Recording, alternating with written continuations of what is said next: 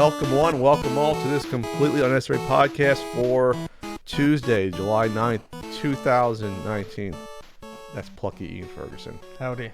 I'm promiscuous Pat Contry. I don't know. I just quick P name that I come up with. All right. What are we talking about on this show? I was talking about G2A back in the news. Gamer girl bathwater kill me. Terminator NES footage released. The alternate version. Super Nintendo World ride layouts, maybe.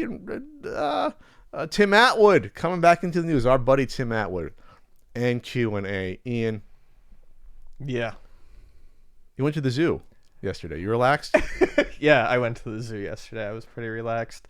That's Night zoo. I think that's 7 visits in 8 weeks. Something like that. I've gone like once a week for So you're obsessed now. the past. You know, it's a relaxing place. When I need to calm down, I go to the zoo. I walk around. I look at the koalas and How's Sam the fishing cat doing? didn't see him yesterday. He wasn't out, or No, I didn't. He wasn't out. Yeah, he's a wily one. He's got camouflage. He's all over the place. So yeah, I didn't see him. So night zoo is great because they have you can drink, you can they have events, special events. They have There's like the little musical music and at the end, the musical train going on with Yeah. the whole African motif. It's nice. The giant lion Mhm. puppet thing is great. Love the zoo. We love the zoo. Anyway, real quick, Ian, Comic-Con's coming up in a week and 2 days already. Yeah, that's wild. It's wacky stuff. It's freaking nuts. Everything is coming up so fast for this summer. Year's half over already. Pat's half year closer to death. I'll be a part of the AVGN Comic-Con panel Saturday. That's Saturday at 5 p.m. I'm not sure who listening to this has Comic-Con tickets, probably a small percentage, but come on out. I'll be moderating the panel. Happy that James finally got a panel. It's long overdue. It's already been 5 years since the AVGN movie premiered at Comic-Con. That nutty event. Wow, it's 2014. So come on out to that. A certain Super Nintendo guidebook. You can still pre-order it, obviously. I want to lock down the names that go inside. This is the special edition. That's the real one. Excuse me, this is the NES one. I'm an idiot. But for the Super Nintendo one, I'm trying to lock down the names for the back of the book. So I'm going to probably lock that down later in the week and cut that off to let you know. So get your pre-order in if you want to see your name emblazoned in ink there. That's at ultimateNES.com or ultimatesnes.com. I don't know. I registered like 20 of them. Dr. Mario World released a day early. Didn't that happen with one of the other apps that came out a day early? They're like, fuck it. Yeah, it might have. I just know my my friend Jessica texted me this morning, and it was like 7:30 my time, and I didn't have the thing on, but I rolled over, I picked it up, and she was like, "It's out. It's fun. You should try giving it a play." So I did, and I've got it. This is adjusted. And it's good. I enjoy it. It's simple. I like that you can throw multiple pills up in the water. I like the floating. I like that after they break up, you can move them again. Yeah. I'm only in the first world, so I've done like the first 5 or 6 levels. So Nothing particularly tricky yet, but you can see how they work in you see how early on how they can work in chaining puzzles and stuff like that. Sure. So yeah, I mean, It's a tutorial world, basically. Yeah. If you can't defeat those within the minimum amount of pills, something's wrong. You shouldn't be playing. You shouldn't be playing. You shouldn't be playing. You're not a real gamer. I mean, no, it's just it's very, very, very, it's very simple. Very straightforward. I love Dr. Mario. It's probably my favorite puzzle game. If I have a favorite puzzle game, I like a lot more than Tetris. I think this is going to make $1 jillion. This looks really fun. Yeah. So far, I haven't. We'll just see. We'll just see if Pat gets roped into the spending more money to unlock time with the hearts or whatever it is. We'll see, or diamonds or the hell it is. Diamonds. We'll see if I get roped into that. Probably not. That's where I probably will draw the line.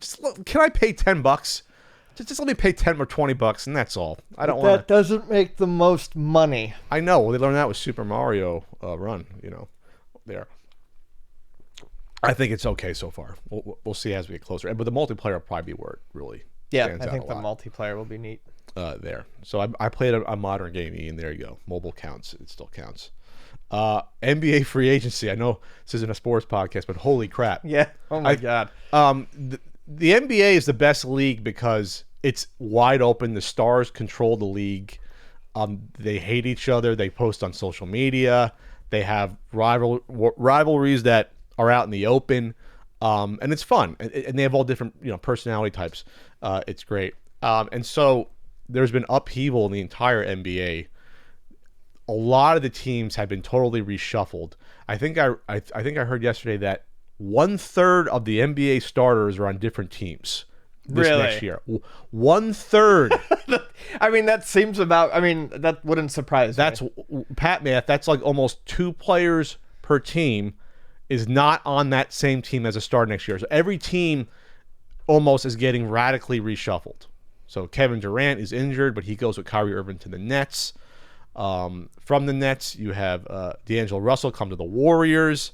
Obviously, the biggest news you had AD join up with LeBron with the Lakers, and everyone said, "Oh, Kawhi's gonna go to the Lakers." And No. Kawhi's like, "I'm coming back home." Kind of. He lives in Riverside originally, but he's going to the Clippers. And then, oh yeah, they traded for Paul George from Oklahoma City, and now they're gonna trade probably. What guy? All these names. What's his face from OKC is going to leave as well and probably go to Miami. Or in Miami, they just acquired Jimmy Butler from Philadelphia. I think the Clippers have a chance of being halfway decent this year. Halfway decent? Yeah. They're favorites. Kawhi They're favorites and- to win now, according to Vegas. Halfway decent? Yeah, I don't like to overstate. I like Kawhi. I like him a lot because he's very humble and he's a weirdo. We need a person like that in the NBA. And he's a LeBron killer, so of course I like him. So the Clippers are going to be the dominant LA franchise potentially for basketball, which never happened. And in Brooklyn, the Knicks are still a freaking mess. The Knicks got nothing. The Knicks almost signed me, but I turned them down. I mean, that's how desperate they were. I can run point, Ian. I can run point. People thought this might have been the offseason that was going to be good for the Knicks. The Knicks are going to get Zion. They're going to get Durant and Kyrie, and they're going to go to the finals. Nope, they got nothing. They got nothing. They didn't get one grade A They got star. a big bag of shit. They got nothing. They got cap space, number 35 cap space. They signed. What a disaster! I can't. I like to watch the Knicks. They're my team growing up. I would love to watch the Knicks, but I can't. I wish I could get behind the Clippers because they're the Buffalo Braves, but Really? They're the Buffalo Braves? Yeah. Then they were the San Diego team, so it makes sense. I just have no real. Should I bandwagon on the Clippers this year? I have no real interest in LA sports. Most California sports teams too. I just don't care for. I do like the Padres, but that's about it. So then, of course, the Warriors, they'll be in the mix too. We'll see what happens with them. Clay will probably come back in January, February from his ACL. Poor Clay Thompson. Who doesn't like Clay there? And your Toronto now looks like they're going to probably struggle to make the playoffs without Kawhi. Well, I mean, They're gonna be in Detroit's trouble. my team, but Detroit? Detroit's always been my team, but I like Toronto. Detroit might be decent. In the Well, the West is a murderer's row. The Yeah. West has like 12 good teams. The East is probably, you can get in there on the bottom there. All right, Ian, do you want to snap on a anabolic frolic on your laptop so I talk about Spider-Man Far From Home? No spoilers while Ian gets it. He's trying to and put it on. Just give me a thumbs up when I can go spoilers. So I saw Spider-Man Far From Home on early on 4th of July. Actually, I got tickets. And what was interesting about this one, Ian, is that I had less interest seeing this movie than probably any other Spider-Man movie that come out. This is the 7th Spider-Man movie. I'm aware, Since so, yeah. Tobey Maguire. I was not impressed by the trailers or the advertising at all on it. But thankfully, Ian, this was one of the movies where, like with Endgame, where 90% of the stuff in the trailer for Far From Home was like the first half of the movie. So good. Ian's listening to Anabolic Frolic. So what was interesting about Far From Home was that I enjoyed it a lot more than I thought I would because I thought the marketing was trash. But that saved the surprises. So one of the key things about Far From Home going into it is that, Mysterio is a main character and they've been pushing him in the marketing as a hero. But Ian, can you lower that a little bit? Even I can hear it. Okay. So But Mysterio is a classic Spider-Man villain, so you know he's going to become a villain. But the marketing has kept it a secret so that there's a twist halfway through the film, 2/3 through the film almost, that, oh my God, Mysterio, this guy's a bad guy. He's been using Peter, which you don't get surprised at, but it's good how they pull it off. They pull off the twist. But what was clever about it, though, is that they worked in that he was a Stark employee, and they referenced other Stark employees from the original Iron Man, where Jeff Bridges yells at him, Tony Stark built this in a cave out of scraps. So the guy getting yelled at shows up as part of his crew to help out Mysterio. And then also, you find out that Mysterio actually developed the BARF technology, like the holographic memory imagery stuff, from the beginning of Civil War. And that he was a disgruntled employee because he didn't feel Stark was giving credit, and he fired him. So what's interesting at the crux of this isn't world domination. It's not the villains aren't trying to create a giant fucking Deus Ex Machina thing in the sky to open a wormhole or destroy us all. They're just disgruntled employees that hate Tony Stark and Stark Enterprise for screwing them over. So they want to enact their revenge. They feel like they're the ones that should control the world peace going forward, and they should get what they deserve. So that was a very interesting, smart, technical piece to the writing. I thought was working in past movies without making it too over the top. And the action was great in the last half. You saw Spider-Man pull out all the stops and do what he does with the acrobatics and being smart. Now of course I don't like the over-reliance on Stark technology. There was still a decent amount of that. That's actually one of the main plot devices, is that Mysterio's holograms technology are built upon drones, and then he wants control of the rest of drones in the satellite from Stark in order to enact the gigantic one in London. So it was clever. I didn't mind that part of it. And Spider-Man himself seemed to grow as a character and become an adult. The stuff that the play with all the high schoolers, I thought was fun. Of course, they have to keep them all together, so they're all the Mary Jane and then Flash and then Ned. They all went in what's called the blip. They were gone for 5 years because they don't age at all. They come back, so they have to do that, obviously. And Betty Brant, of course.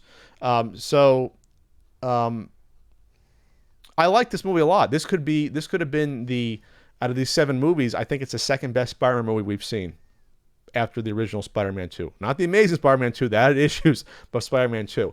The only thing I don't like is that it seems like they started with Peter acting more like an adult in Civil War.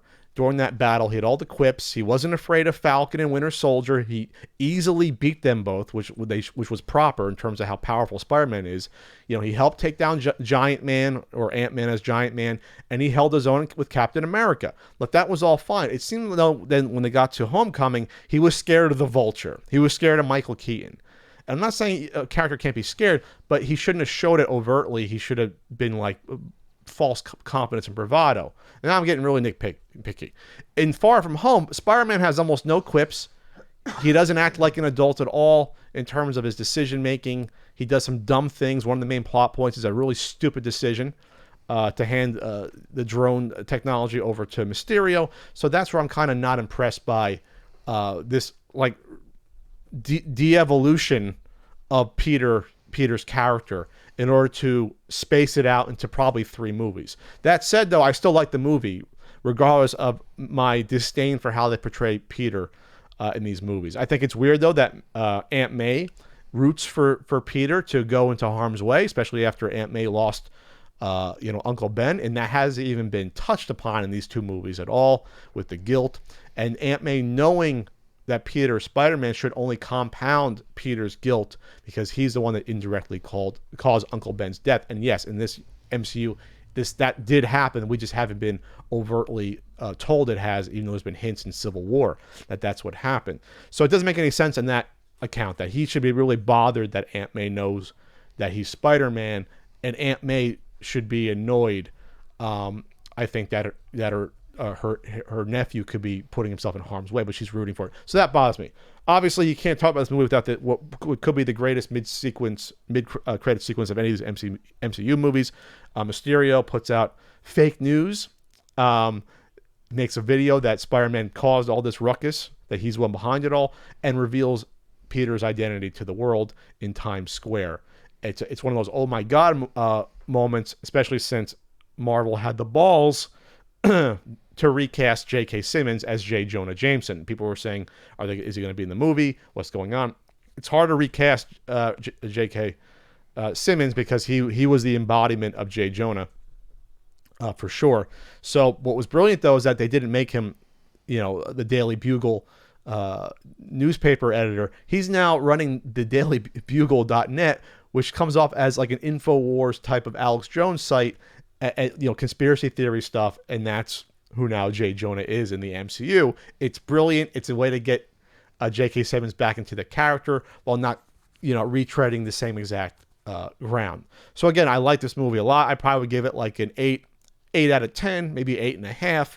And I'm really hoping that Spider-Man 3 is focused around Manhattan, not in Europe somewhere, and that they stay in Manhattan they don't need to incorporate all these other Avenger. You don't need Nick Fury. You don't need Tony Stark. Spider-Man and his rogues gallery of villains could stand on their own, and they can use New York City as a playground with Kraven hunting, for example, and whatnot, while Ian gets a phone call there. So there you go. That's my review. 8 out of 10, 3 or 3.5 stars out of 4. And then Ian, we're ready to go to move on with the podcast.